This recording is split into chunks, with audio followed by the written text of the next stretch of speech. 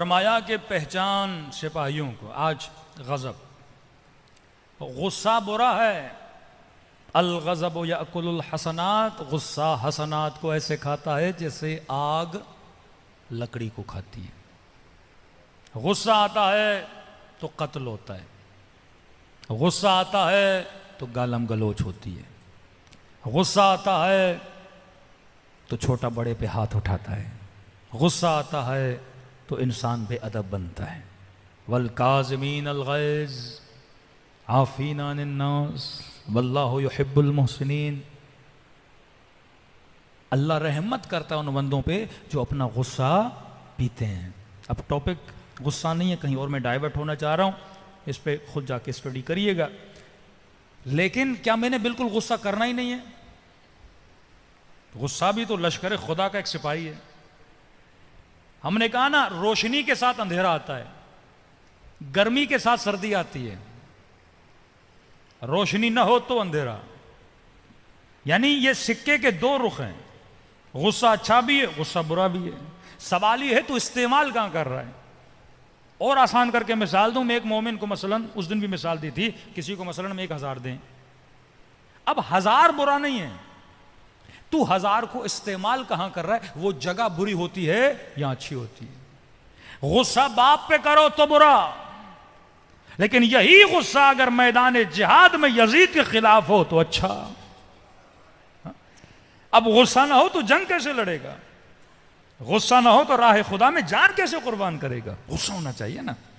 اب یہ پتا ہو کہ غصہ کہاں استعمال کر رہا ہے. امام خمینی سے کسی نے کہا کہ آپ انقلاب کیسے لائے؟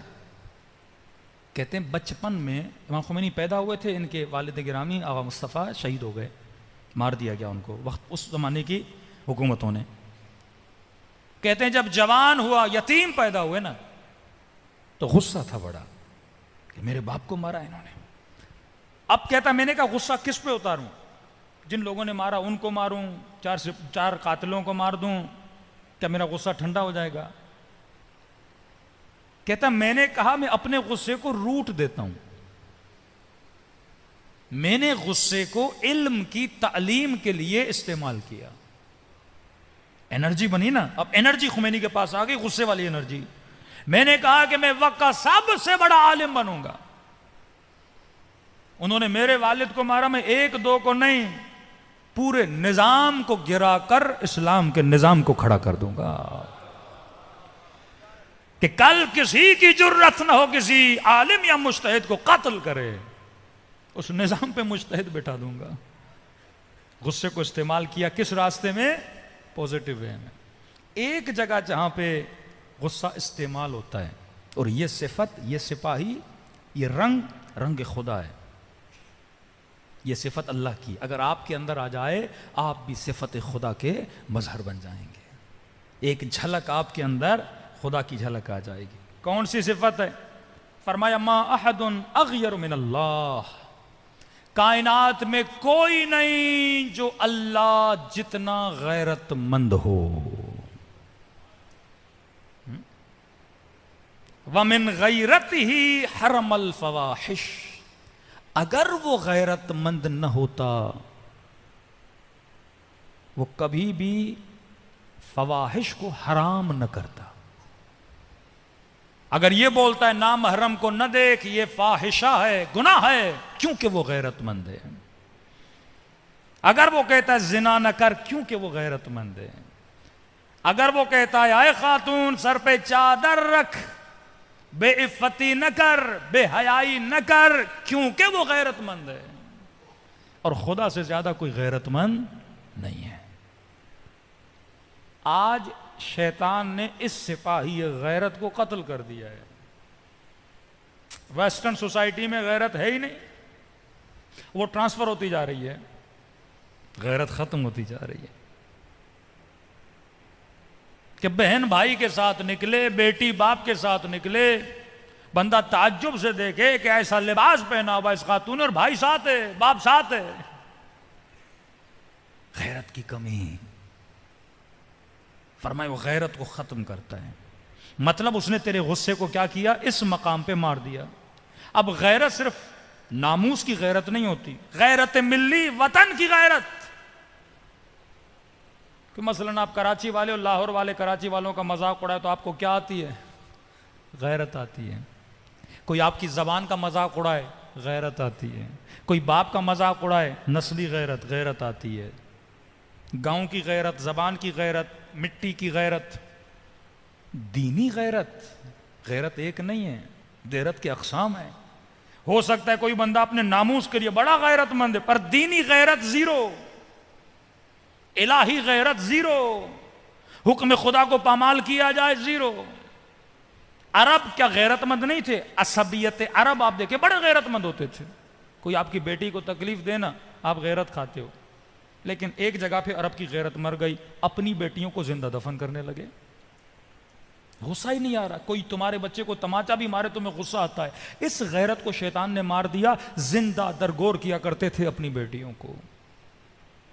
جس طرح آج معاشرے میں آپ دیکھ رہے ہیں غیرت کو کم کیا جا رہا ہے. یعنی شوہر کے چہرے پہ ذرہ برابر بھی کچھ بھی اس کے چہرے پہ احساس نہیں ہے کہ میری بیٹی کیسے کپڑے پہن رہی ہے، کس ماحول میں جا رہی ہے. بیوی نامحرم سے باتیں کر رہی ہے، غیرت نہیں آ رہی. اب ویسٹرن سوسائٹیز نے ویلیوز کو چینج کیا. غیرت کا مطلب تغییر، چینج.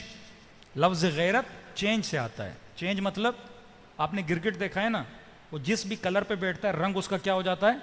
چینج ہو جاتا ہے. غیرت کا مطلب یہ ہے کہ آپ کی زندگی میں کسی چیز کی ویلیو ہو اور بندہ جب اس ویلیو کو ٹھیس پہنچائے تو آپ کے وجود میں تغیر پیدا ہو جائے. آپ کی کیفیت اچھی ہے، حالت نارمل ہے، آپ نارمل کیفیت میں بیٹھے ہو، اچانک آپ کی نگاہ پڑے مثلا بیٹی بد حجاب ہو گئی تو آپ کے اندر کیا پیدا ہوگا؟ تغیر پیدا ہو، حالت متغیر ہو جائے. یہ بھی فطری تقاضا ہے، یہ بھی فطری سپاہی ہے. ہر مرد کے اندر غیرت ہے. کیوں امیر المومنین فرماتے غیرت سیکھنی ہے مرغے سے سیکھو. مرغے کی فطرت میں ہے غیرت. اب ویسٹرن سوسائٹی نے غیرت کو نام دیا جیلسی کا. حسد اور غیرت میں سمجھو ایک بال کا فرق ہے نا. حسد کہتے ہیں جلنے کو، غیرت جلن نہیں ہے، ایک الگ ہی احساس ہے. ایک انگریز کو مجھے اتنا ٹائم لگا سمجھانے میں، اب کوئی ورڈ ہی نہیں تھا غیرت کا. ہم کیا کریں؟ انگلش میں غیرت کا کوئی ورڈ ہی نہیں ہے. وہ غیرت کی ٹرانسلیشن کس میں کرتے ہیں؟ جیلسی میں. حسد اور غیرت کامن ہے ان کی نگاہ میں. صفت حسن کو صفت رذیل بنا دیا. حسد صفت رذیل. ہم کہتے ہیں حسد نہ کرو، شیطانی سپاہی ہے. غیرت کرو، الہی سپاہی ہے. ان کیا ایک ہے، وہ غیرت کو حسد مانتے ہیں. اب شوہر بیوی کے ساتھ کسی پارٹی میں جا رہا ہے اور اس کی بیوی کسی نام محرم سے مل رہی ہے. اب اندر سے اس کو کیا آتی ہے؟ غیرت آتی ہے. فوراً اس کی بیوی کہتی ہے مجھے لگ رہا ہے تو جل رہا ہے. اب وہ کہتا ہے یہ بری صفت ہے، اس کو ختم کرتا ہے. اس سپاہی کو کیا کرتا ہے؟ مارتا ہے.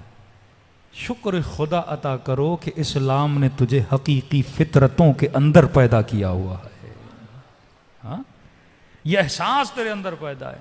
سیدہ زینب جب دربار یزید میں جاتی ہیں،